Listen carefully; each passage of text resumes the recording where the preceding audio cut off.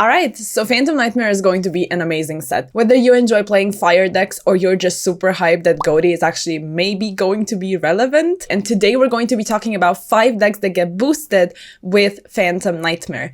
Please make sure to like the video if you enjoy it. Let me know your thoughts in the comments down below and ding the bell so you are always notified when I post, as well as sub, of course. So let's go ahead and get started. The first deck getting boosted with Phantom Nightmare is most definitely Fire Kings. I think this is fairly obvious. So let's talk about the new cards.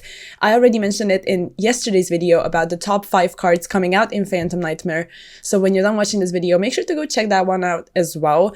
But yeah, Snake Eye Populace is going to be a game-changing card in my opinion, together with Bonfire. Now Bonfire is coming out in Maze of Millennia, but still we need to talk about this card because it's a huge boost for any fire deck pretty much. It adds a level 4 or lower pyro monster from your deck to your hand. So it's a pyro rota, but for the most part pyro monsters are also fire, I assume. So your target is going to be Populace, as well as Snake Eye Ash, which already exists. Now, usually this entire package is going to see play. I'm not certain about Dramatic Chase. I wanted to include it. It's part of the Phantom Nightmare set. You can read through the card and decide if you want to incorporate it in any kind of Snake Eye strategy. Populace pretty much is a free special summon if it gets added to your hand, except by drawing it. So you can play it in tandem with Bonfire as well as Snake Eye Ash. And with Fire Kings, this actually gets you 2 original Sinful Spoils because of its on summon effect. You can add 1 Snake Eye spell trap from your deck to your hand. And the original Sinful Spoils is going to be able to get you to Fire King Ponix. And if you have been looking at OCG at all, like this deck is just completely dominating, especially now post the ban list. It's actually going to be insane. And what you want in every single deck is consistency, and you can now consistently get to Ponix and your other combos. There's a myriad of different combos that you can do. Some of them feature the Flamberge Dragon as well.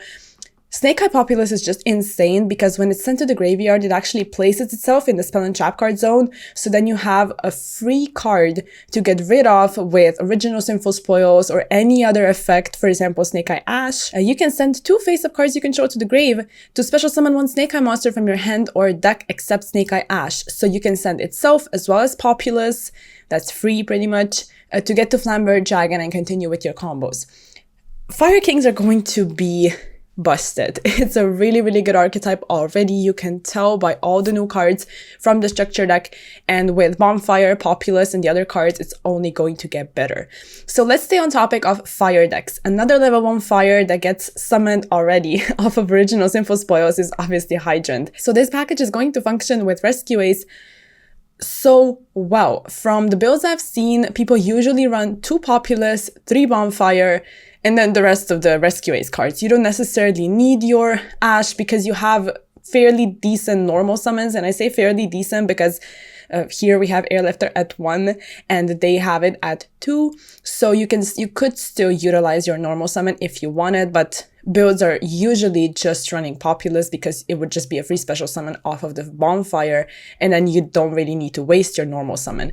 Normal summoning Hydrant is not ideal, but in a perfect scenario, you want to get to it with original Sinful Spoils. And with Airlifter going to 1, what we need is consistency and access to our cards. And that's why when Airlifter went to 2 in the OCG, the deck was still so good and just overperformed and really held its own next to Fire King and Labyrinth in that meta. So yeah, the deck is going to be really, really good, and Populace is definitely a boost to this deck as well. So let's keep it going. Another deck that actually gets boosted with this set is Unchained. Now, you know, Unchained is in a weird spot. It's in a very bricky spot right now, and people are trying to figure out whether or not to play 2 Shayama or just hope your combos go through without the need of the bricks, which usually you're gonna have to run.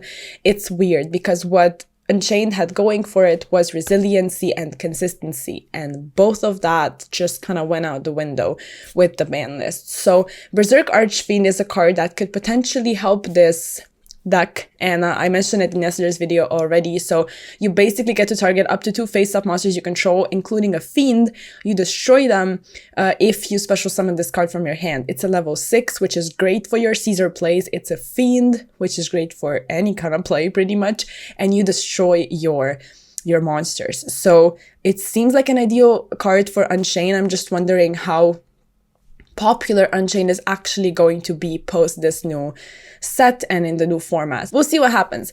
But let's continue with Raid Raptor and also Goaty. So these are two decks we're going to be discussing to round this video off.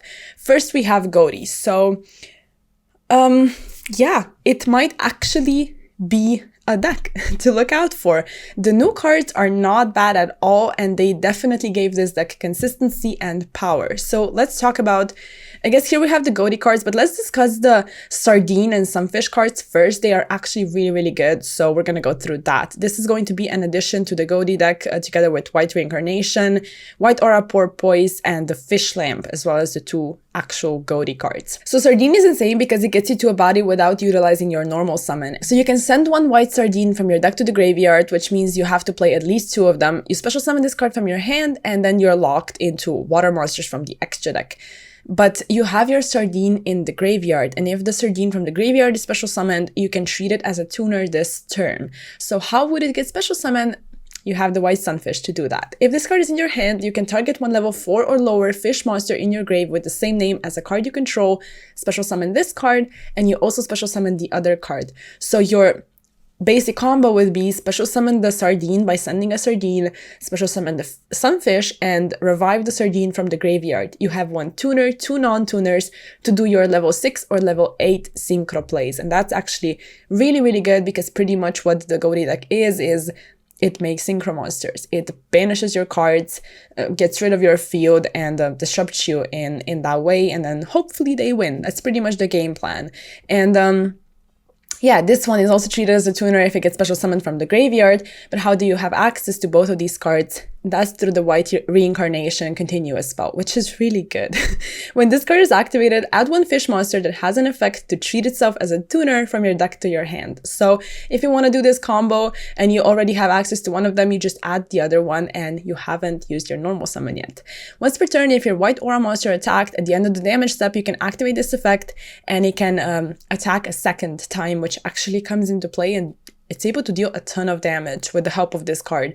And once per turn, if a level 8 or higher fish synchro monster is special summoned from your graveyard, you can destroy all monsters your opponent controls. It's good. It's really, really good. You can only activate 1 of this card per turn. So as for the synchro monsters, if this card is synchro summoned, you can special summon 1 level 4 or lower fish monster from your hand or grave in defense position, and then you can special summon 1 monster with the same name from your graveyard. If this card you control is destroyed by an opponent's card and sent to your grave, you can banish 1 other water monster from your grave, special summon this card, and if you do, it is treated as a tuner. So it gets you to bodies, and it's just a nice synchro 6 to go into because now you have access to just free synchro monsters. And then we also have the Fish Lamp. Now this one is nice as well. Like, I'm actually hyping Goaty cards. If this card is sent to the graveyard as synchro material, you can special summon 2 lamp tokens. They are fish fire, level 2, 0 attack, 0 defense. And you cannot special summon monsters from the extra deck for the rest of this turn except fish monsters, which is fine. If you control a fish synchro monster, you can banish this card from your grave, target 1 card on the field, and destroy it. So it gets you to 2 tokens, it's a level 4 tuner, and it's destruction. Like, I don't know, like, they just gave a ton of good effect to all of these cards. And let's go over the Keef and the Moonlight of the Goaty as well. So the Moonlight, if it's normal or special summoned, you can add 1 fish monster from your deck to your hand, except itself, and banish 1 fish monster from your hand or face-up field. So it gets your stuff going, it's a searcher, and if this card is banished, you can banish 1 fish monster from your hand, face-up field, or grave, and special summon this card. So it literally helps get your stuff going. Like I said, it just helps you do something, actually, which was kind of the downside of Goaty. It didn't really do much, and this card as well as Keef like kind of tie the archetype together and make it make sense. If you control a fish monster, you can special summon Keef for free from your hand, and if a monster is special summoned to your opponent's field, you get to target one of them one of your banished level 6 or lower fish monsters, you banish both the opponent's target and then discard, and you revive your level 6 or lower fish. So again, it's removal and gets you to your fish monsters to continue with your combos. I think all of these cards are actually nice, and we'll see how far Goaty is able to climb up, a meta tier list, but I think we're moving in the right direction compared to what Goaty was doing or was not doing before. So yeah, definitely we'll see what happens. And with Raid Raptor, the last deck on today's list, I don't know, like I just rank up cards, Xyz cards, big Xyz cards, they just kind of scare me. And Raid Raptor is pretty much that. It makes big Xyz monsters. So one of the new ones, or two of the new ones actually, are the Brave Strix as well as Rising Rebellion Falcon. So why Brave Strix is important is because with the help of your Raid Raptor's Force, you're able to easily make a rank 13, which is the new card, by combining the other ranks and making a 13. So you need a 5 to go into the 13. I know this sounds a little confusing, but I'll try and explain. So during either player's main phase or your opponent's battle phase, you target 2 or more Raid Raptor Xyz monsters you control and or in your grave, including a monster on the field, and then you special summon from your extra deck the Raid Raptor Xyz monster whose rank equals those 2 monsters' total ranks. And if you do, you attach all of them as material. And when this card is actually Xyz summoned, you can destroy as many cards your opponent controls as possible, which is nice because you actually get to do it if your combo goes through during your opponent's turn. And if this card has 3 or more Xyz materials that are Raid Raptor monsters with different names, you inflict damage to your opponent equal to the destroyed monster's total original attack. So you can actually deal a ton of damage. It's unaffected by other cards' effects because Raid Raptor cards just are. And once per turn, you can detach 3 materials from this card, target 1 Raid Raptor Xyz monster in your grave, and you copy its effects. So in your combo, you would go for this card, you continue with your plays, and then you actually get to make a second one during your opponent's turn to disrupt them. Very similar to the Fire King XYZ. And actually the Goaty Synchro as well. So you just, yeah, I think that's the theme of the beginning of 2024, I guess.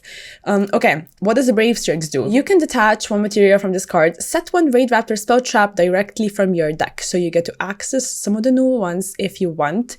And if this card has a Winged Beast monster as material, you can detach 1 material from this card, add 1 rank up magic spell from your deck to your hand, and that's how you get to the Force. And the other effects are a Raid Raptor Xyz monster that has this card as material against its effect. It gains attack equal to its rank times 100. Now let's talk about the spell and trap card, which also are going to see play in this deck. So the continuous one, if a Raid Raptor monster is special summoned from the extra deck to your field, you get to add a Raid Raptor spell trap from your deck to your hand. So ideally, you would probably add Barrage. You can target 3 of your Raid Raptor monsters that are banished and or in your graveyard, place them on the bottom of the deck in any order, then draw 1 card. I really love cards that do this, like Rescue Ace HQ or stuff like that just recycles your resources and actually gets you pluses. That's really nice. And as for the trap card, if you control a Raid Raptor monster, target 1 face-up monster your opponent controls, or if you control a Raid Raptor XYZ monster, you can target 1 face-up card they control. Instead, you negate its effects until the end of this turn. And you can also banish this card from your grave, target 1 of your Raid Raptor monsters that is banished or in your graveyard, add it to your hand. You're only limited to 1 effect, which usually these cards do that, but still you get follow-up by using this during your opponent's turn and then actually get resources from the graveyard. So from what I've seen, these combos are fairly resilient to 1 hand trap, unless it's on Raiders Night, that kind of hurts. But yeah, you're able to just spam out a lot of bodies, make a lot of Xyz monsters, and you just get to do so many resources and make a really, really nice board off of just 2 card combos. And these cards are definitely really helpful. The new Rebellion Falcon is actually insane. So yeah, I think Raid Raptor is going to be a force to be reckoned with in the rogue category, but we'll see what happens if it actually becomes more relevant than that. I'm interested to see. And, you know, shout outs to some of the other decks receiving support. If you want to play the Horus Black Flame Deity, as well as the Stonewall of the Imperial Tombs, together with your Horus archetype, you can do that as well. Feel free to read all of these cards on your own. I only wanted to cover specific decks today, but, you know, these cards aren't bad either. We talked about the plant support yesterday. Rosemary is actually unreal. It's really good for playing stuff. The Green Meowth you can play with Sprite if you want, and the Pugbit, the level 8 Synchro Monster, is nice for Centurion and the likes. So also just for Ultimate Slayer and Nadir Servant. So all in all, I think this set is really good. It introduces a lot of support for seemingly forgotten archetypes, you know, like Goaty mainly. So I'm excited to see what this new meta brings. Share your thoughts in the comments down below, like the video if you enjoy it, and I'll see you in the next one.